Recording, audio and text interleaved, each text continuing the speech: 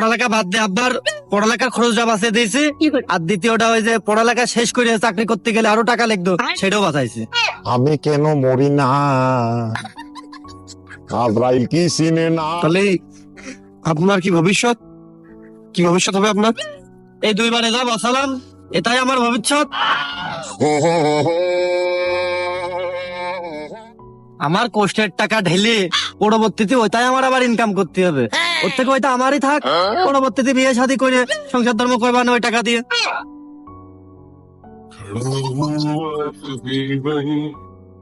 আসলে দেখেন ভাই, পড়ালেখা করতে গেলে মনে করেন 20-25 বছর তো করতেই হবে, তাই 20-25 বছর পড়ালেখা করতে গেলে মেলা টাকার ব্যাপার স্যাপার।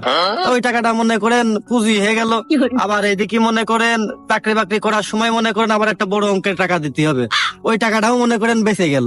কারণ পরিশ্রম তো থাকলোই, ওই পরিশ্রম মনে করেন আমি যদি অন্য কোনো জায়গায় খাটাই, মনে করেন ওইটিতে আমার আবার মেলা টাকা ইনকাম, এটা বাড়তি ইনকাম হয়ে গেল। ওই গড় এভারেজ মনে করেন ওই পড়ালেখা বাদ দিয়ে মনে করেন এখন একটা ভালো লাইনে আছে। আরে এই দুনিয়ার তাল বাহানা বুঝলাম না, আখিরাতি হয়তো যে তার মানে আপনি কইতে আসছেন যে পড়ালেখা করে কোনো লাভ নেই? লাভ আছে ভাই, কিন্তু আমারও তো লোভ নেই। একটা জিনিস হিসেব করে দেখেন, একটুকুনি জীবন, অর্ধেক জীবনই পড়ালেখা করতে করতে শেষ। আমার আব্বা যে